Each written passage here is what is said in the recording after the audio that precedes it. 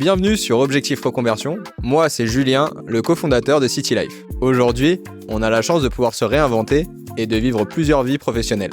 Ça a été mon cas et ça sera peut-être aussi le tien. Mon souhait à travers ce podcast est de mettre en lumière des personnalités inspirantes qui ont un jour osé changer de vie. Ces témoignages t'aideront peut-être même à franchir le cap de la reconversion professionnelle. Je te donne rendez-vous tous les mardis pour un nouvel épisode. N'hésite pas à t'abonner sur ta plateforme favorite. Je te souhaite une très bonne écoute.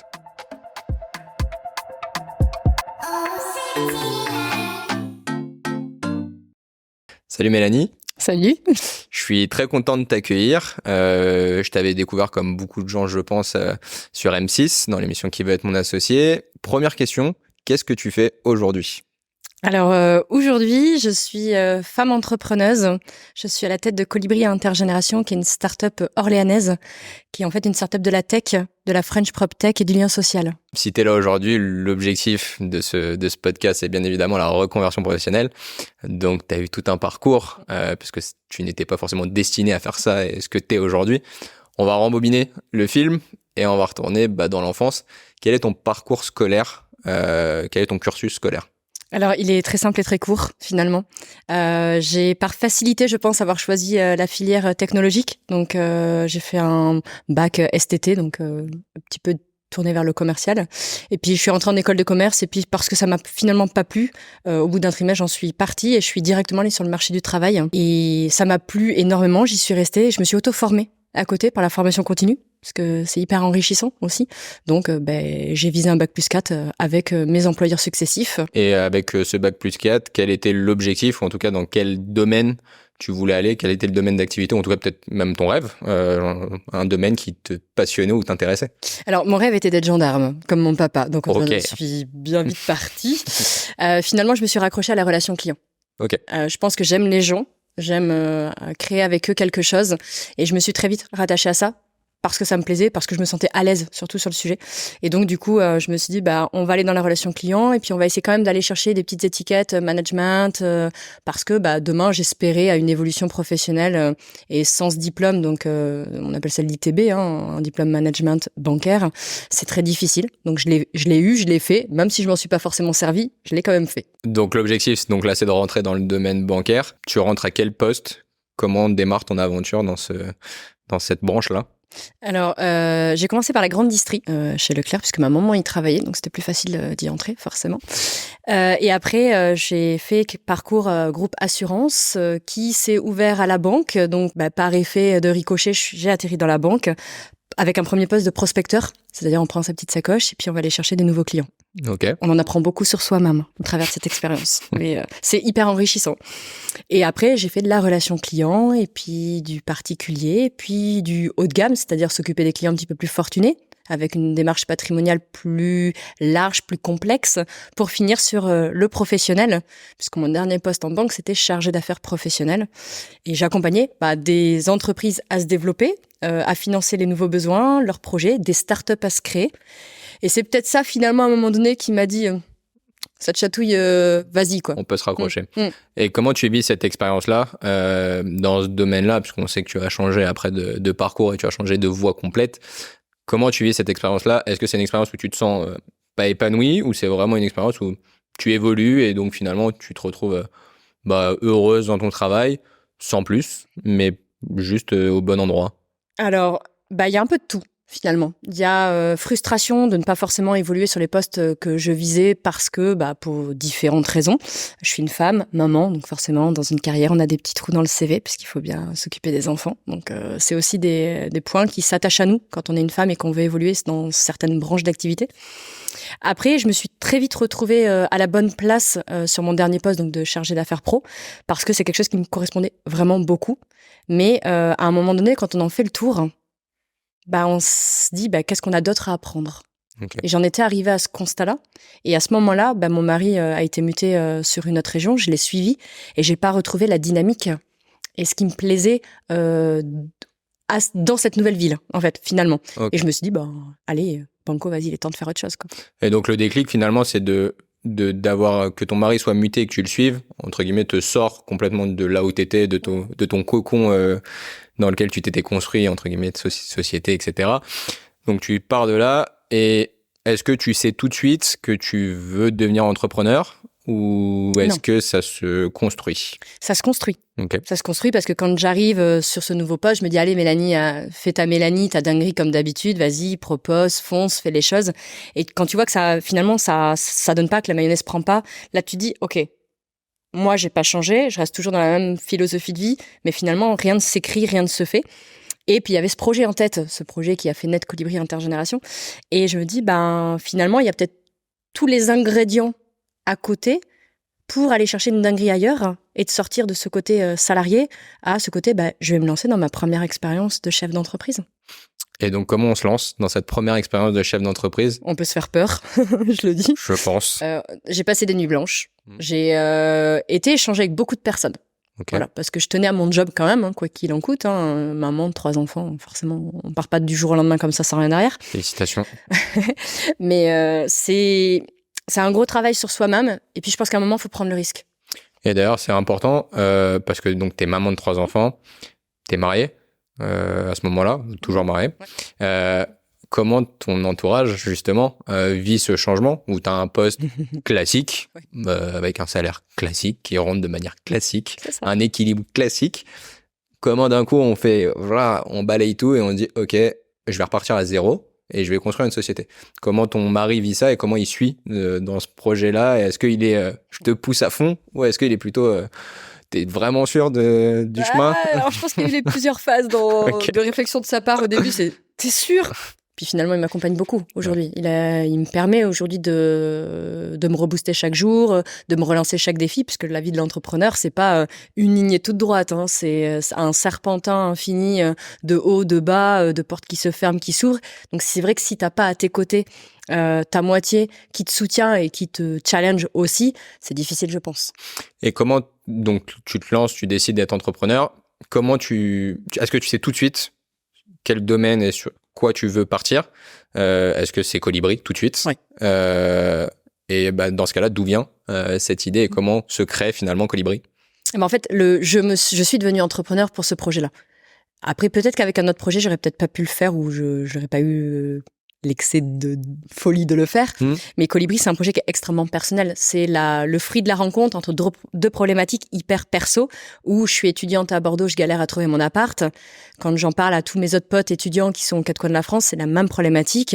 Et puis, quand j'arrive sur Orléans, ma grand-mère perd son conjoint, se retrouve dans une grande maison. Et puis, la décision de la famille, c'est de se dire, mamie, la maison est trop grande, on va te mettre ailleurs parce que c'est mieux pour toi. On pense faire le bon choix. Et puis finalement, moi qui suis très proche d'elle, le jour où elle aménage, elle me retient la main, elle me dit, Mélanie, tu me ramènes chez moi? Ok, voilà. Donc ça, une énorme claque. Et je me dis, putain, finalement, on a mal fait les choses, quoi. Et mis bout à bout, ces deux problématiques, elles sont dans ma tête, elles travaillent, ça travaille 2 ans de travail. Hein. Ça mouline. Et la vie professionnelle classique, si on peut l'appeler comme ça matche plus. Je me dis, il y a peut-être tous les warnings verts pour y aller, quoi. Et donc là, en gros, tu réfléchis à ce projet-là grâce à ou à cause de tes expériences personnelles. Tu es toujours en poste à la banque et en fait, tu montes d'une certaine manière le projet, en tout cas l'idée globale du projet. Peut-être pas forcément business plan, peut-être pas forcément tout ça, mais en tout cas, l'idée et donc, le déclencheur, c'est ça, tout s'aligne, entre guillemets, les voyants sont ouverts, tu as l'opportunité de te lancer dans ce projet-là, et donc tu lances Colibri. Comment tu le vis et comment ça démarre, puisque tu apprends une nouvelle vie. Et ce qui est beau, c'est que tu dises que c'est ton projet qui t'a fait devenir entrepreneur. Je trouve ça beau comme phrase. Comment tu le vis, ce lancement-là, finalement, de devenir entrepreneur? C'est-à-dire que ça y est. En fait, il y a un point essentiel dans tout ça, c'est que cette modification de vie a été challengée et facilitée parce que je suis tombée enceinte de mon dernier enfant, de mon 3e à ce moment-là. Okay. Une grossesse au début où, quand on n'est pas très bien dans sa tête, dans son job, on se dit finalement, il faut que j'aille travailler, c'est dur, etc. C'est chiant, voilà. Et je me dis, peut-être que la grossesse, donc ce congé maternité que je peux en plus prendre de façon un petit peu plus longue, grâce au monde bancaire, faut dire ce qui est, va me faciliter à me lancer. Et c'est ce que j'ai fait. Okay. J'ai profité de mon congé maternité pour structurer pour aller challenger, pour interroger, pour aller confronter et me dire, Mélanie, qu'est-ce que tu fais à la fin de ton congé maternité? Est-ce que tu reprends? Est-ce que tu reprends pas? Est-ce que ta boîte va t'accompagner différemment, etc., etc. Les choses ne se sont pas faites comme je l'attendais et du coup, j'ai abandonné mon poste. Ok. Voilà, pour me lancer pleinement dans l'aventure de Colibri Intergénération parce que j'avais en amont validé des points. Que le projet, il fallait que je fasse ça, il fallait que je crée la boîte comme ça. Voilà, je suis pas partie non plus en poussant la porte du jour au lendemain sans rien avoir travaillé derrière. Hein. Ce qui est important de le dire, parce qu'aujourd'hui, je pense qu'il y a beaucoup de gens justement qui sont actuellement en poste et qui ont ce besoin finalement de changement et se disent « Ouais, mais je vais devoir repartir à zéro ». Il y a des choses qui peuvent se monter en parallèle de ce que l'on est aujourd'hui ou de ce que l'on fait aujourd'hui. Et je pense que c'est important de le dire, que les choses doivent se faire aussi par étapes. On passe pas du blanc au noir d'un coup. Donc voilà, c'est important. On est fou, mais... Il y en a, mais en tout cas, pour ceux qui ont justement cette peur du changement, on peut créer ce changement de manière un peu progressive. Donc, important. Donc, tu lances Colibri. Comment se passe le début? Puisqu'il ne se passe pas comme prévu, comme tu dis. Comment ça se passe et comment tu construis ce chemin et comment tu apprends à être entrepreneur, en fait? Alors, comment je construis ce chemin? J'avais des briques, je me suis fait accompagner, tout simplement. Il faut savoir que quand on est salarié et qu'on veut changer de situation professionnelle, on peut très bien être accompagné par des acteurs locaux, nationaux, des références avec des noms très connus ou pas, d'ailleurs. Mais il faut justement aller chercher cet accompagnement-là. Parce qu'on en apprend beaucoup. Moi, si avec tout le recul, je me dis j'aurais davantage dû traiter ce sujet-là. Okay. Pour être encore mieux accompagnée et pouvoir lever des subventions que je n'ai pas demandées parce que je ne le savais pas. Donc, il faut vraiment se faire accompagner parce qu'il y a vraiment quelque chose derrière, en fait. Après, je revis le moment où je pose mes statuts de création d'entreprise au greffe, qui sont, je crois, une étape hyper importante, voilà, tu te dis, c'est le moment. C'est le moment, voilà. Je change ma vie. Je le pose, c'est là. Et tu ressors et tu dis, ça y est, je suis entrepreneur. Bon, c'est sur le papier. Mais tu apprends tous les jours. Tu apprends à être entrepreneur tous les jours, puisque j'ai commencé, j'étais toute seule. Aujourd'hui, on est 11. Donc, la Mélanie d'il y a 4 ans et demi n'est absolument pas la Mélanie d'aujourd'hui. J'ai grandi, j'ai énormément appris. Je me suis cassé les dents sur plein de choses. Je m'en suis pris plein la tronche, mais pour une bonne raison. Oui, ça fait partie du process. Ouais, un entrepreneur qui n'accepte pas la critique constructive ou qui n'accepte pas de se planter, pour moi, c'est pas un entrepreneur légitime, ou en tout cas, c'est quelqu'un qui, à un moment donné, il va se prendre un gros retour de bâton dans la tronche. Voilà, accepte les commentaires des autres, accepte que les autres te tendent la main. C'est hyper important dans le monde d'aujourd'hui. Et en plus, ton projet a un double sens, c'est que c'est un vrai projet entrepreneurial, mais tu es quasiment en mission, en fait, dans ce projet-là, puisqu'il y a une mission humaine derrière tout ça, qui est un vrai sujet d'actualité, avec tout ce qu'on a pu lire, entendre sur les EHPAD, sur beaucoup de choses, pour le vivre à titre personnel. On a envie de laisser les personnes âgées, ses grands-parents, etc., chez eux, et ils veulent rester le plus longtemps possible, mais c'est souvent compliqué. Donc c'est un vrai sujet. Comment tu as réussi à faire cette évolution et comment tu as eu cette propulsion, entre guillemets, de faire grandir cette société? Est-ce que c'est grâce à ton passage à l'émission sur M6? Est-ce que c'est toi qui a voulu le faire? C'est toi qui a été sollicité pour la faire? Comment on est passé de ce projet très mission à toi pour un projet mission national pour le coup? Je pense que c'est le retour des gens. Tu sais, t'es amené des fois à un café, à un bar avec les potes, avec des gens que tu connais pas, qui entendent, qui tendent l'oreille, qui disent « Ah, mais dis donc, qu'est-ce que tu fais, en fait? Tu peux m'expliquer ?» Et tu files en aiguille, ces gens t'ouvrent leur propre réseau. Et du coup, tu te retrouves avec un carnet d'adresses où au début, j'en avais 0, à aujourd'hui, plus de 15 000 personnes qui me suivent et qui ne font pas que me suivre, qui me proposent, qui alimentent, qui convergent, etc. Et du coup, tu te dis finalement, cette histoire, je vais pas l'écrire toute seule. Je vais engager les gens avec moi. Déjà, je vais engager une équipe et puis je vais aller chercher des partenaires. Des partenaires qui vont m'aider à aller encore plus loin. Avant le passage, donc dans l'émission qui va être mon associé, on était déjà en processus de croissance. Okay. Certes, sur un niveau plus bas, ça c'est une évidence, parce qu'on manquait de visibilité. Voilà, notre cheval de bataille aujourd'hui, c'est la visibilité. On a un super projet, super impact, super mission, mais c'est si tu es pas connu des gens, forcément tu fais pas. Comme toute entreprise aujourd'hui. Bien sûr. Voilà. Et du coup, l'émission nous a permis en une soirée d'avoir plus de 70 000 personnes qui se sont connectées sur notre site. Ok, énorme. Et c'est énorme et qui nous ont permis d'avoir plus de 5000 messages sur mon LinkedIn. Ils m'ont fait exploser mon LinkedIn, les gens. Mais c'est un truc de dingue. C'est plus je répondais à des messages, plus j'en avais qui revenaient. Et je me dis, mais ce sera sans fin. Et les gens n'étaient pas là pour te dire, est-ce que tu peux m'aider, par exemple, je te propose de promener mon service. Non, pas du tout. C'est Mélanie, on t'a vu, ton projet, les canons, bats-toi. Puis tu te dis, oh. Donc là, t'as toute la force de la ouais. terre. Ça te donne une bouffée d'oxygène, une envie d'aller tout défoncer. Et c'est ce qui s'est passé cette année. Cette année, on a tout défoncé. On a été chercher 2 nouveaux partenariats. On a réécrit l'histoire. On a amélioré certaines choses. On a décalé d'autres. On se réinscrit chaque jour. Je me réinscris chaque jour aussi. Et ça, c'est important. Et justement, c'est bien de le dire. Quelle est l'évolution entre le Colibri d'avant et le Colibri finalement de cette année? Qu'est-ce qui a changé, ou en tout cas, qu'est-ce qui a mûri finalement pour toi dans ce projet-là? C'est un projet qui n'est plus le projet unique de Colibri Intergénération, mais qui est un projet maintenant partagé avec beaucoup plus de gens. En fait, c'est ça. C'est la maturité du projet, mais surtout l'envergure. En fait, aujourd'hui, on a des gens qui sont proactifs pour nous, qui vont en parler à notre place. Ce sont plus que mes 2 business développeurs aujourd'hui qui vont parler de Colibri. C'est le champ des possibles, c'est des partenaires, c'est même des utilisateurs eux-mêmes. Voilà, ça change. Ça change. Ouais. Vraiment. Et comment tu gères ça, puisque tu étais d'un poste de salarié, ou donc tu es devenue femme entrepreneur, à gérer des équipes? Comment tu gères l'humain? Parce qu'on sait que c'est toujours compliqué de gérer des équipes, de gérer dans la vie de tous les jours, etc. En plus d'être maman, plus d'être mariée. Enfin bref, on sait que c'est pas toujours évident et que c'est une débauche des journées assez importante. Comment toi tu l'as géré et comment tu as appris en fait à le gérer?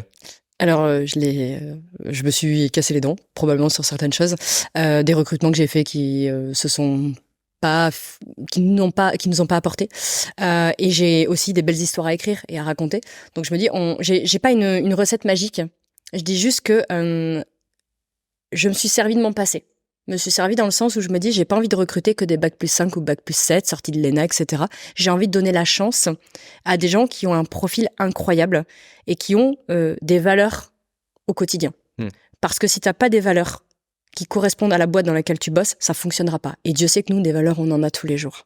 Et Dieu sait qu'on a aujourd'hui des utilisateurs dans notre quotidien qui sont dans une difficulté passagère, qui s'inscrit dans le temps.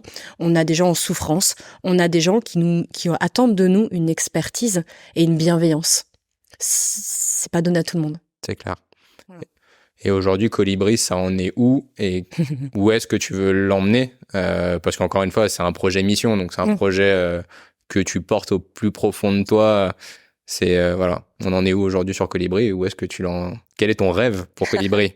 Aujourd'hui, on en est que je suis très très fière d'avoir un board de dingue. Voilà, je vais mettre les mots aujourd'hui en face à toi sur ça.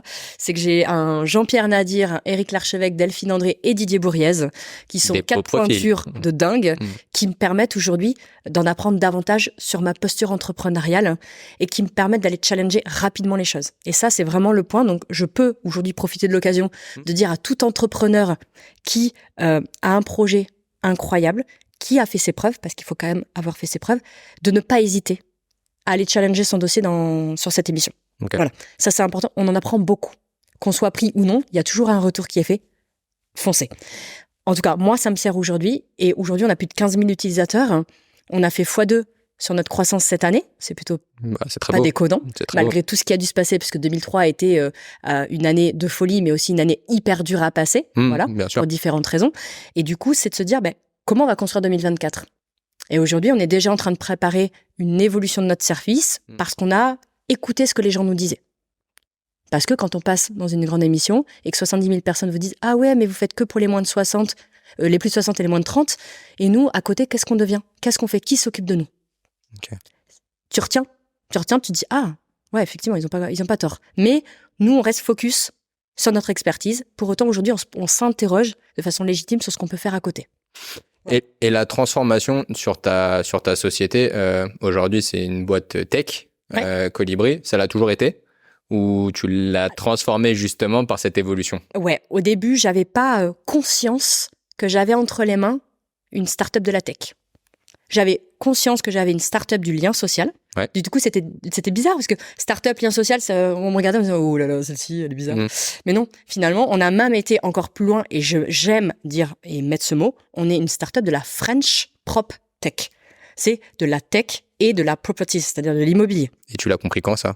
Assez tardivement, Ouais. malheureusement, parce que je pense qu'on aurait pu faire différemment les choses, aller un petit peu plus loin, peut-être avec des partenaires différents. Ouais. Mais après, c'est une entrepreneur qui se crée. Hein. Une entrepreneur, elle découvre les choses, elle en apprend tous les jours. Voilà. De toute façon, ce ne sont que des aventures. Après, ce qui est bien, c'est qu'on voit vraiment l'évolution, entre guillemets, parce que ça se sentait, et je l'entends, qu'on est démarré sur une société, en fait, très mission, très sociale, très tout ça. Et la première présentation que tu as fait de Colibri, c'est une société tech. Et donc, c'est là où on voit quand même un vrai changement dans l'évolution. C'est sûrement dû à ça aussi que la boîte grandit maintenant d'une certaine manière. Donc, qu'est-ce qu'on peut te souhaiter sur Colibri, en tout cas, sur les prochaines années? C'est de continuer à accompagner le plus de gens possible, que les gens continuent de parler de nous. Parce que c'est le bouche à oreille, a un effet waouh au quotidien, de continuer à être sur le devant de la scène et de toujours bien faire notre travail, parce que c'est aussi ça. Quantité au détriment de la qualité, ça, moi là-dessus, non. Je préfère qu'on fasse moins, mais bien, et qu'on soit droit dans nos bottes, et qu'on soit un exemple. Et pour moi, c'est hyper important, parce que on est sur un marché qui est amené à être encore plus ouvert, avec plus de concurrence, et tant mieux, parce que ça prouve que le marché de la silver intéresse aussi, et qu'on peut faire de l'argent dessus, gentiment, correctement, intelligemment, mais il faut faire gaffe. Et nous, en tout cas, on se veut respectueux de pas mal de choses, même si on va ouvrir demain potentiellement différentes choses, on veut être un expert labellisé et reconnu. On arrive vers la fin de ce podcast. J'ai 2 dernières questions. La première, c'est on parle de reconversion professionnelle. Est-ce que tu estimes que ta reconversion professionnelle est une reconversion réussie? Ouais. Oui, parce que je me lève le matin avec toujours la banane de vouloir aller bosser, alors que je vois des gens qui traînent des pattes pour aller bosser. C'est pas mon cas. En tout cas, ouais, je suis ravie. Et de toi à moi, je sais pas si j'arriverai à retourner sur une activité de salarié demain, parce qu'on a un cadre quand même qui est hyper agréable. Quand on est en chef d'entreprise, je veux pas dire qu'on fait ce qu'on veut, mais on a quand même un champ des possibilités juste incroyable de faire, de défaire, de reconstruire, d'amener les gens. Putain, c'est un truc de dingue. On a une liberté d'action qui est beaucoup plus grande, c'est clair. C'est ça, c'est énorme. À titre personnel, je reviendrai jamais en arrière, quoi qu'il se passe, c'est sûr et certain. Recréer d'autres choses, etc. Voilà. Oui, mais revenir en arrière, très compliqué. Et pour tous ceux qui nous écoutent ou regardent ce podcast-là, quels conseils, un ou plusieurs, tu pourrais leur donner justement dans toutes ces personnes-là qui sont en bout de parcours, toi un peu en fin de ton parcours bancaire, quels conseils tu pourrais leur donner justement pour franchir ce cap de dire ok, je change de vie et je me lance dans ce que j'ai envie de faire, pas forcément être entrepreneur, mais dans ce que j'ai envie de faire. Quels conseils tu pourrais leur donner? Je pense qu'il faut oser. Je le dis très souvent, c'est oser faire les choses, oser aller à la rencontre des gens qui peuvent vous permettre de faire les choses. Ça peut paraître bête, mais la force du réseau est hyper importante.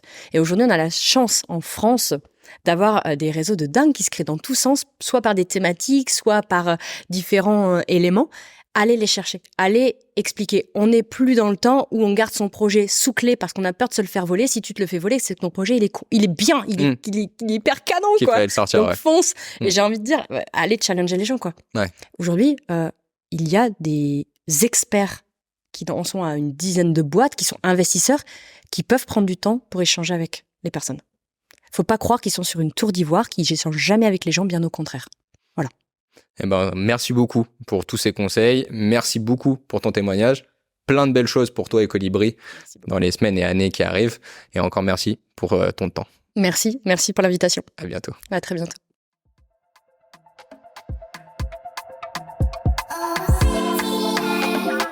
Merci d'avoir regardé et écouté cet épisode. N'hésite pas à t'abonner et à le partager à ton réseau. Si tu souhaites avancer dans ton projet de reconversion professionnelle, n'hésite pas à me contacter via le lien en description. On se retrouve mardi prochain pour un nouvel épisode.